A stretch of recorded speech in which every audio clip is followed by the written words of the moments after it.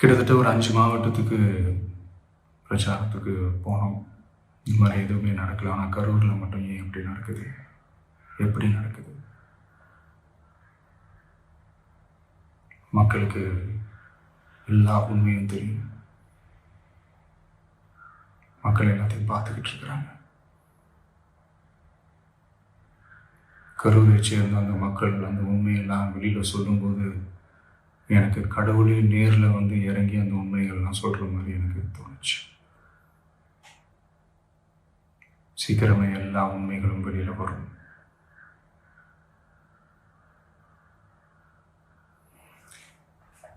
எங்களுக்கு தரப்பட்ட இடத்துல நாங்கள் போய் அந்த அந்த ஸ்பாட்டில் நின்று நாங்கள் பேசிட்டு வந்தோம். அதை தாண்டி எந்த தவறும் எங்கள் சைடில் நாங்கள் எதுவுமே செய்யலை. பட் இருந்தாலும் எங்கள் கட்சியை சேர்ந்த நிர்வாகிகள் தோழர்கள் மேலே எஃப்ஐஆர், அது மட்டும் இல்லை சோஷியல் மீடியாவை சேர்ந்த நண்பர்கள் தோழர்கள் அவங்க மேலே எஃப்ஐஆர்லாம் போட்டு இப்போ பிடிச்சிக்கிட்டு இருக்கிறாங்க.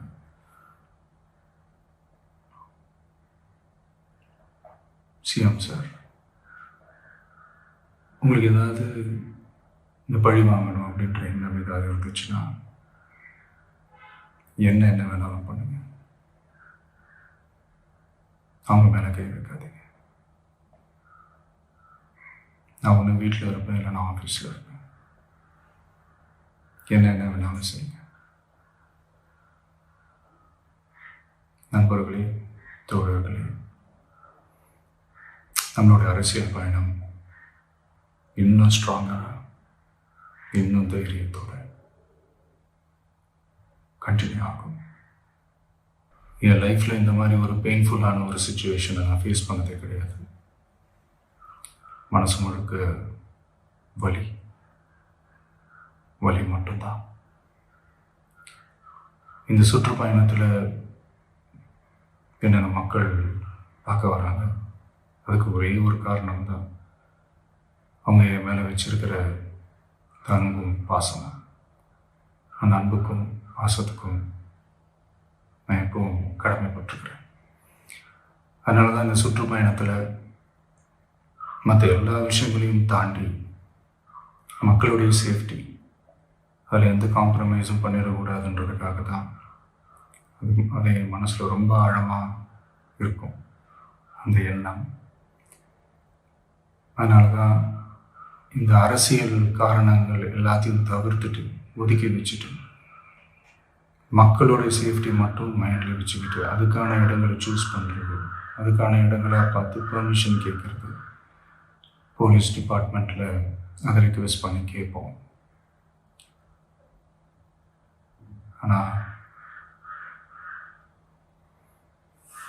நடக்கக்கூடாதது நடந்துருச்சு. ஆனால் மனுஷன் தானே, அந்த நேரத்தில் அத்தனை பேர் பாதிக்கப்பட்டு இருக்கும்போது எப்படி அந்த ஊரை விட்டுட்டு என்னால் கிளம்பி வர முடியும்?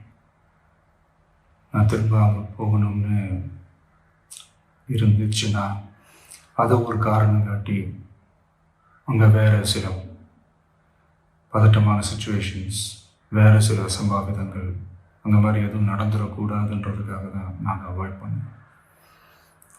இந்த நேரத்தில் சொந்தங்களை இழந்து தவிக்கிற இத்தனை குடும்பங்களுக்கும் என்னுடைய ஆழ்ந்த இரங்கலை தெரிவிச்சுக்கிறேன். எனக்கு தெரியும் என்ன சொன்னாலும் இது ஈடையாகாதுன்னு எனக்கு தெரியும்.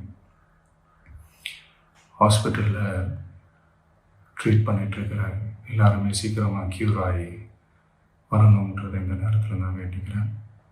கூடிய சீக்கிரமே உங்கள் எல்லாரையும் நான் சந்திக்கிறேன். இந்த நேரத்தில் எங்களுடைய வலிகளை, எங்களுடைய நிலைமையை புரிஞ்சுக்கிட்டு எங்களுக்காக பேசின அரசியல் கட்சிகளை சார்ந்த நண்பர்கள், தலைவர்கள் அனைவருக்கும் என்னுடைய நன்றியை தெரிவிச்சுக்கிறேன். கிட்டத்தட்ட ஒரு 5 மாவட்டத்துக்கு பிரச்சாரத்துக்கு போனோம். இந்த மாதிரி எதுவுமே நடக்கல. ஆனால் கரூரில் மட்டும் ஏன் இப்படி நடக்குது? எப்படி நடக்குது? மக்களுக்கு எல்லா உண்மையும் தெரியும். மக்கள் எல்லாத்தையும் பார்த்துக்கிட்டு இருக்கிறாங்க. கரூரை சேர்ந்த அந்த மக்கள் அந்த உண்மையெல்லாம் வெளியில் சொல்லும்போது எனக்கு கடவுளே நேரில் வந்து இறங்கி அந்த உண்மைகள்லாம் சொல்கிற மாதிரி எனக்கு தோணுச்சு.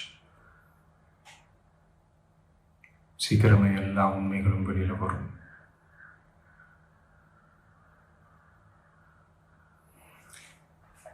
எங்களுக்கு தரப்பட்ட இடத்துல நாங்கள் போய் அந்த அந்த ஸ்பாட்டில் நின்று நாங்கள் பேசிட்டு வந்தோம். அதை தாண்டி எந்த தவறும் எங்கள் சைடில் நாங்கள் எதுவுமே செய்யலை. பட் இருந்தாலும் எங்கள் கட்சியை சேர்ந்த நிர்வாகிகள் தோழர்கள் மேலே எஃப்ஐஆர், அது மட்டும் இல்லை சோஷியல் மீடியாவை சேர்ந்த நண்பர்கள் தோழர்கள் அவங்க மேலே எஃப்ஐஆர்லாம் போட்டு இப்போ பிடிச்சிக்கிட்டு இருக்கிறாங்க.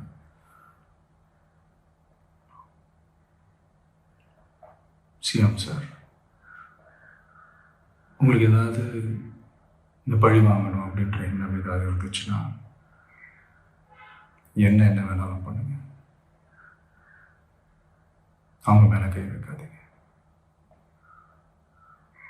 நான் ஒன்று வீட்டில் இருப்பேன், இல்லை நான் ஆஃபீஸில் இருப்பேன். என்ன வேணாலும் செய்யுங்க.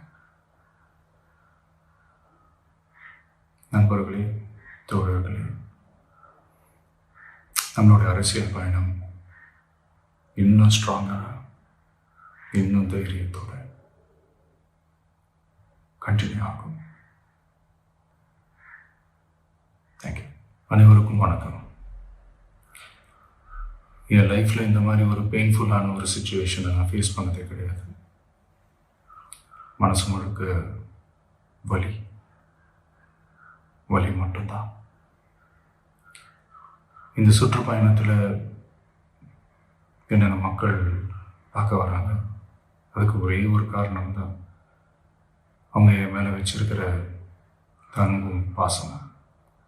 அந்த அன்புக்கும் பாசத்துக்கும் நான் எப்பவும் கடமைப்பட்டிருக்கிறேன். அதனால தான் இந்த சுற்றுப்பயணத்தில் மற்ற எல்லா விஷயங்களையும் தாண்டி மக்களுடைய சேஃப்டி, அதில் எந்த காம்ப்ரமைஸும் பண்ணிடக்கூடாதுன்றதுக்காக தான் அது என் மனசில் ரொம்ப ஆழமாக இருக்கும் அந்த எண்ணம். அதனால தான் இந்த அரசியல் காரணங்கள் எல்லாத்தையும் தவிர்த்துட்டு ஒதுக்கி வச்சுட்டு மக்களோட சேஃப்டி மட்டும் மைண்டில் வச்சுக்கிட்டு அதுக்கான இடங்களை சூஸ் பண்ணுறது, அதுக்கான இடங்களை பார்த்து பெர்மிஷன் கேட்குறது, போலீஸ் டிபார்ட்மெண்ட்டில் அதை ரிக்வெஸ்ட் பண்ணி கேட்போம். ஆனால் நடக்கக்கூடாதது நடந்துருச்சு. ஆனால் மனுஷன் தானே, அந்த நேரத்தில் அத்தனை பேர் பாதிக்கப்பட்டு இருக்கும்போது எப்படி அந்த ஊரை விட்டுட்டு என்னால் கிளம்பி வர முடியும்? நான் திரும்ப அங்கே போகணும்னு இருந்துச்சுன்னா அதை ஒரு காரணம் காட்டி அங்கே வேறு சில பதட்டமான சுச்சுவேஷன்ஸ், வேறு சில அசம்பாவிதங்கள் அந்த மாதிரி எதுவும் நடந்துடக்கூடாதுன்றதுக்காக தான் நாங்கள் அவாய்ட் பண்ணோம். இந்த நேரத்தில் சொந்தங்களை இழந்து தவிக்கிற இத்தனை குடும்பங்களுக்கும் என்னுடைய ஆழ்ந்த இரங்கலை தெரிவிச்சுக்கிறேன். எனக்கு தெரியும் என்ன சொன்னாலும் இது ஈடேயாகாதுன்னு எனக்கு தெரியும். ஹாஸ்பிட்டலில் ட்ரீட் பண்ணிகிட்ருக்கிற எல்லாருமே சீக்கிரமாக க்யூர் ஆகி வரணுன்றதை இந்த நேரத்தில் நான் வேண்டிக்கிறேன். கூடிய சீக்கிரமே உங்கள் எல்லாரையும் நான் சந்திக்கிறேன். இந்த நேரத்தில் எங்களுடைய வலிகளை, எங்களுடைய நிலைமையை புரிஞ்சுக்கிட்டு எங்களுக்காக பேசின அரசியல் கட்சிகளை சார்ந்த நண்பர்கள், தலைவர்கள் அனைவருக்கும் என்னுடைய நன்றியை தெரிவிச்சுக்கிறேன். கிட்டத்தட்ட ஒரு 5 மாவட்டத்துக்கு பிரச்சாரத்துக்கு போனோம். இந்த மாதிரி எதுவுமே நடக்கல. ஆனால் கரூரில் மட்டும் ஏன் எப்படி நடக்குது, எப்படி நடக்குது? மக்களுக்கு எல்லா உண்மையும் தெரியும். மக்கள் எல்லாத்தையும் பார்த்துக்கிட்டு இருக்கிறாங்க. கரூரை சேர்ந்த அந்த மக்கள் அந்த உண்மையெல்லாம் வெளியில் சொல்லும்போது எனக்கு கடவுளே நேரில் வந்து இறங்கி அந்த உண்மைகள்லாம் சொல்கிற மாதிரி எனக்கு தோணுச்சு. சீக்கிரமே எல்லா உண்மைகளும் வெளியில் வரும்.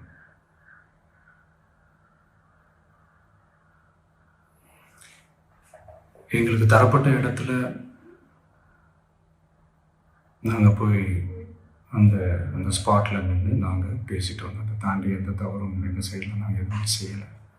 பட் இருந்தாலும் எங்கள் கட்சியை சேர்ந்த நிர்வாகிகள் தோழர்கள் மேலே எஃப்ஐஆர், அது மட்டும் இல்லை சோஷியல் மீடியாவை சேர்ந்த நண்பர்கள் தோழர்கள் அவங்க மேலே எஃப்ஐஆர்லாம் போட்டு இப்போ பிடிச்சிட்டு இருக்கிறாங்க.